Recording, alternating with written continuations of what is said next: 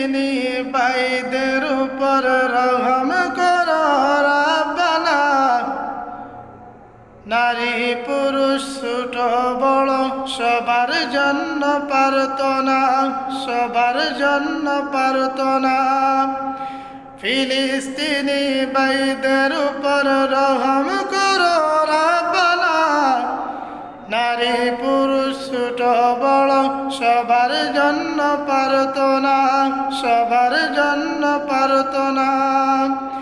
নির্বিচারে ইহুদিরা ফিলিস্তিনিদের উপর নির্যাতনার নিপীড়নে শুনছি শুধু এই খবর।